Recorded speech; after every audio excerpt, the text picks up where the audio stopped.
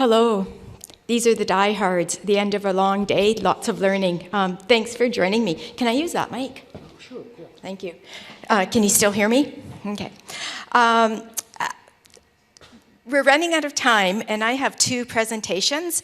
And so one is on how prior learning assessment impacts participants' career development. I'm going to do this the fastest I've ever done it. It's like a 3-minute thesis. And then I'm going to talk about some work that our school has been doing with decolonizing PLAR. And so just so you know, there's two presentations, two very different presentations. And Serge, you'll give me a time, right? Okay. Okay, so how PLAR impacts career development is part of my PhD, so I've been spending the last 5 years working on this research, so it kind of feels weird to condense it into a speed round. But I just want to talk a little bit about what prior learning assessment is, because we've used that phrase a lot today, and I'm not sure if people understand it. So it's just an open recognition way to identify that informal and non-formal learning, and in Canada, we use it various institutions for academic credit or advanced entry into a 2, 3, 4-year program. So I love this image here. Let's see if I can get it to work. It's not going to work live. I always think about Legos when I think about prior learning assessment, and I think it's about a way of deconstructing that learning and building it up or codifying it into more of an academic framework so that the students can get those credits, that formal recognition. The research, just quickly I'm going to share what I did for the research, then I'm going to go fast forward right to the findings. So administered a survey, 47 questions, sent to over 800 participants that participated in prior learning assessment, and between the years 2007 and 2021. Then I did 10 semi-structured interviews, and I used a really unique methodology called career mapping, where I had participants draw what their career development story was, and then use that image to explain their journey, their story.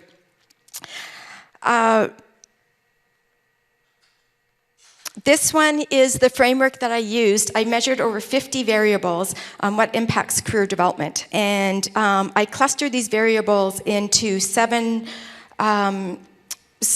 groups.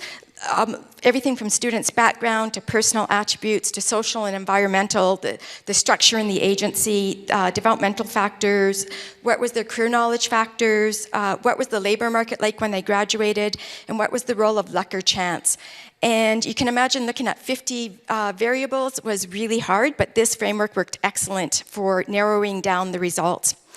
So I'm just going to fast forward here to show you where it led off. And I'll say personal background didn't have much of an impact according to the participants. Labor market didn't matter when they graduated or what the labor market was doing. That didn't impact their career development. And this is all from the participant standpoint. So this is what they thought was happening. Social and environmental factors, again, getting a little bit bigger in terms of impact, but not huge. What degree did they take? What was their GPA? What was their experience? What was their tacit knowledge? Getting a little bit more of an impact. Career knowledge factors. Do they know how to look for work, where the work is? Do they know the skills they have and how to articulate the skills? Do they know how to do networking? Do they know how to do a good CV? Do they use LinkedIn? Do they use badges? The role of luck was the second most popular one. And not going to say a lot about this, but other than what I have written down there on the screen, kairos is a Greek term, hence that image. And it means being in the right place at the right time, but knowing you're in the right place at the right time and seizing that moment. People that had been through PLAR were exceptional at this. And I think this next slide is going to explain why. It was the personal attribute factors that rose to the top. These were the most important variables that impacted participants' career development once they had finished their program of study.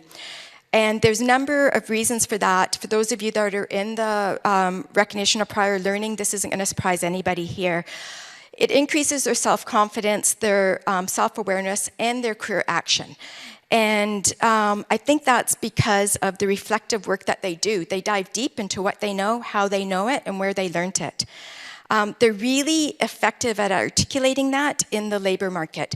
And as one participant said, going through PLAR gave her so much career clarity because she had more confidence in her critical thinking skills, and it was going through the PLAR process that helped illuminate that. A better understanding of how their skills and abilities are used at work and those transferable skills. So if they were looking, as many of the PLAR students are, at changing careers, what did they have in their tool bag? What was the transferable skills they had? And all of this leads to enhanced employability, resiliency, and agility. And when you're looking at the reskilling, the upskilling, the lifelong, life-wide learning, this is all imperative. The average PLAR student is age 37, and when you talk about open and helping students that have barriers to formal education, PLAR helps knock down many of those. I'm not even going to stop and ask for questions because I'm really excited about the next one. I'm going to slow down too. I'm not going to grab a microphone, so you can repeat this. What's the interplay between that reflection process that is internal and the experience of receiving validation through PLAR? That reflective process comes in so many ways. It's not just that self-reflective, but as one participant shared with me, getting the evidence together and getting those reference letters and getting those affidavits of, I know this is, who else is seeing this in me, was so inspirational in their career development moving on, to kind of hold that mirror up and see how others are seeing you. And you know, sometimes we're our worst critics. And to see that light, that positivity of how others see you, that personal self-reflection, but that reflection from other people had a pretty significant impact. Yeah. We've been working for the last couple of years on working with Indigenous students and decolonizing and indigenizing how we do prior learning. I'm going to share a brief history of, one slide for the history of how awful Canada has treated our Indigenous peoples. What motivated this initiative, what we've been doing, what we've learned so far, and how this has impacted all students, because I think that's the key message I want to learn today. Those of you from Canada, you're going to recognize parts of this picture, and it's been altered. This is the signing of our Constitution way back in 1867. For hundreds of years, Canada has been walking a destructive and depowering path. Me being an uninvited settler in Canada, moved to Canada feeling that we were superior in our ways of knowing and learning, so our epistemology and our pedagogies. We did horrendous things to the Indigenous peoples. Smallpox, they didn't have any natural antibodies to smallpox. Estimates are that 90 to 95% of the Indigenous population died in the 1860s, 1870s, 1880s. If that wasn't enough, we decided that they all needed to be educated in the Western way, and we put them in residential schools and tried to beat out the Indian. And some of the histories and the stories that are emerging from that, and the number of children that died, and the number of families and generations of families that were altered for generations to come. We believe that our ways were superior and must be adopted by all. Today we understand that there are many ways of learning and knowing, and thank goodness we're understanding what this means for our education system, and that's where PLAR comes in. The journey has begun. Here's an image of a medicine wheel and the balance of learning. And we know we have a long ways to go, but we're taking baby steps intentionally because we don't want to make any promises we can't keep. And the Indigenous peoples have had enough promises broken, and we don't want to add to the trauma. So we started in 2018 by looking at students, Indigenous students that had been through PLAR. I wanted to know, was their path that they'd walked so far, did they feel like they could talk about their Indigenous ways of knowing and their knowledge? And did they feel safe and welcome? And it was interesting in that research because the vast majority of participants said yes, they did feel safe doing that in the PLAR process. But when I started to look at the work that they'd submitted for assessment, very few of them actually talked about two-eyed seeing, which means walking the Western world and the Indigenous world. Very few of them talked about what they learned from their grandparents, what they learned from living on the land, or place-based learning. So despite what they told me, I wasn't convinced that what we were doing was working. So we hosted a lunch with various Indigenous stakeholders, and I asked a really simple question. This is what prior learning assessment is, and this is how we do it at our school. Do you think we're ready to indigenize it or decolonize it? What are your thoughts? And it was a vast yes, we're ready to walk in this path, to walk on this path. That was followed by multiple meetings with different educators, different students, alumni. Okay, we were going to take that first step. What does that first step look like? And really it was going to them and saying, what do you need right now? And how can we work together? It's an open pedagogy, as Nan was talking about earlier today.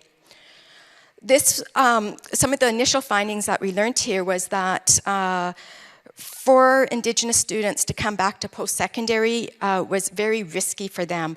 They had such a negative experience for the last 3-4 generations with any sort of public school. It was a much different barrier for them than many other students. It was really imperative that we provided a culturally safe space for them to explore all facets of their adult learning, and that was paramount to rebuilding trust in formal education. This next one surprised me. Talking to some of our local bands, we have 45 different Indigenous bands in the immediate area of our university campuses. And the elders and the knowledge keepers were quite clear. They wanted this Western certification. They wanted documentation of what they knew. They wanted to take it back to their communities and heal the communities with this knowledge. They wanted to bridge the Western culture. They wanted us to blend it with their Indigenous ways of knowing, and then they wanted us to build together. And at this point, I was feeling pretty privileged to be walking anywhere in this space, and really quickly learned that we needed to be highly flexible and meet the students where their needs were. This led to a meeting with an Indigenous education developer saying, okay, I think I know what we need to do. I've been having some conversations. I've got all the bits and pieces. I didn't have all the bits and pieces. I had some of the bits and pieces, and that chaos theory, I just didn't know how to put it all together. And we did this visual graphic, and this is a collection of some of us getting together and talking about what do we need to do next? And you can see just up here the clash of the Western ways of knowing and the Indigenous ways of knowing. And some of the really key things that stood out for me is that the learner has to be ready to come to learner and to share what that prior learning is. And some of the other words that were used was the linear path of traditional Western education, the genericness of it, the boxes that we put things in. The Western concepts just weren't working, and the rubrics and the judgment were all really clashing with Indigenous knowledges, which is more qualitative, more hands-on, more relatable to life. As one student told me, I've been learning since the day I was born, and probably even before then. So how can we just talk about my adult learning when it's also holistic? They talked about the importance of Indigenous languages and be able to assess that, because as they said, anytime that you ask them to write and to express their learning in English, you lose stuff in translation. So how do we open up that door and that pathway? Another thing that really came out is they're a humble people. We're asking them to brag about themselves and how we do prior learning assessment. And as one student said, if my granny could hear me now, she would roll over in her grave. You just don't brag about yourself. You go to the elders, you go to the community members, you go to the knowledge keepers. They speak about what you can do and how you can do it. So this, just that clash of the Western framework and the learning that Indigenous ways of knowing are so holistic and so interrelated and relational, and the willingness of the learner to come to that learning place all was just profound learning for us. And kind of next steps, we just received funding to do an environmental scan of the different post-secondary schools in Canada. How are they doing prior learning, and what can we learn from that? Then we're going to go and do a much better tour of the bands, talking to the elders and the knowledge keepers. This is what prior learning is. What do we need to do with it, and how do we need to do it in a way that you feel empowered by it, that you feel like we're really captivating that learning, and that you feel confident in what we're doing and how we're doing it.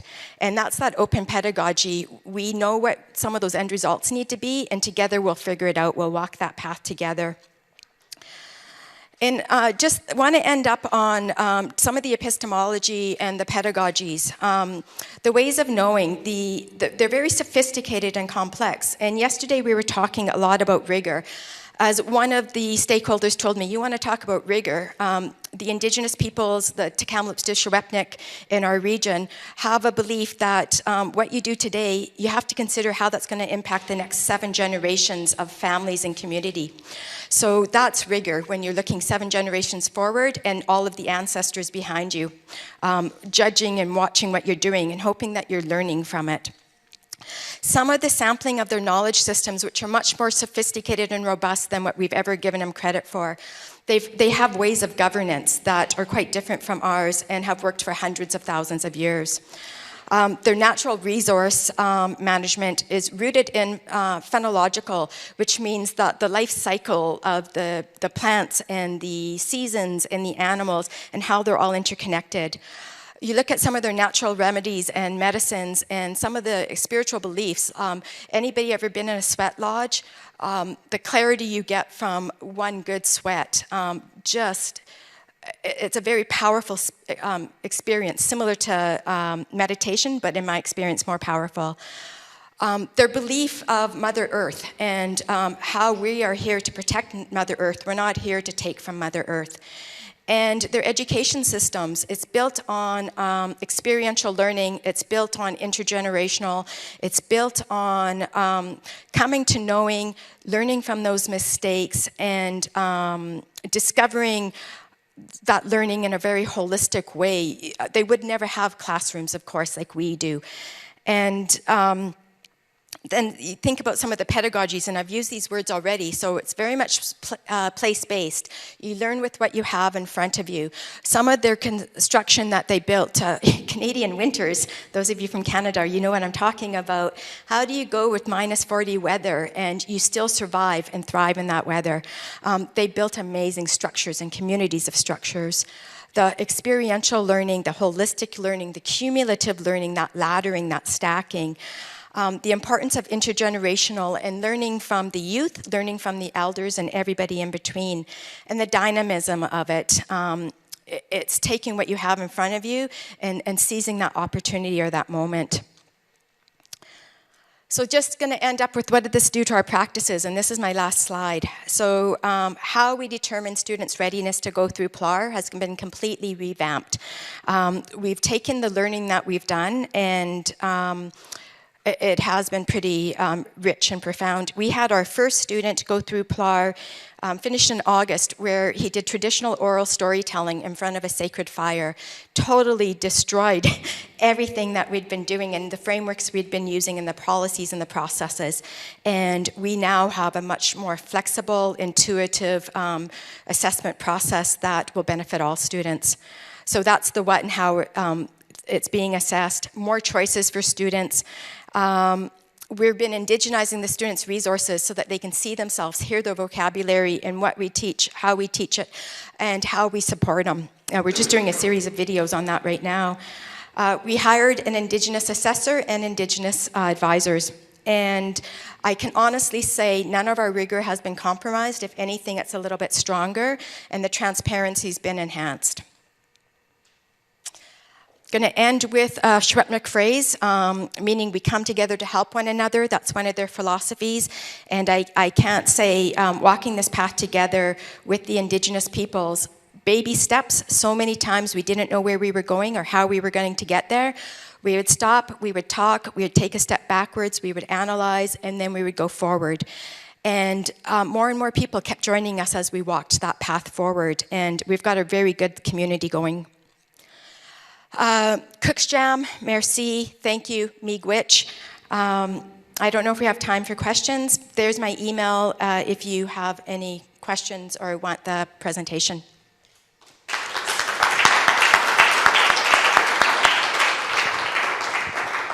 I think we should have one question. Anyway, I would like to thank you very much, Suzanne, because 2 years ago, we wanted to publish a book about decolonizing recognition. COVID came, a problem with the publisher, all that. And for the first time, we have someone who is addressing the subject during the conference. And I hope that you will help us for next year to develop that dimension of the conference. I would love to bring some students back with me, That and would be wonderful. they tell their story in their own words. Maybe one question before we move to the last session, which will be about Badgeons la France. Just to say, it'd be great to also put in the First Nations in Australia that we're working with, because there's so many parallels in terms of using arts and storytelling as a way of holding on.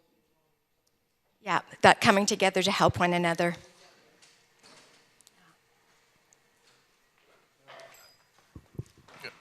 Thank you. I think Canadians and Australians are the only ones that I've ever seen recognizing their ancestors and the land before they speak. I think it's awesome and something that we should learn from, and that is a very ancestral act of recognition that you bring along on stage. And I hope you can indigenize open recognition a little bit more. So maybe I think we should have some of the elders and the students come forth and teach us a bit more about that. Thank you. You're welcome. Thank you.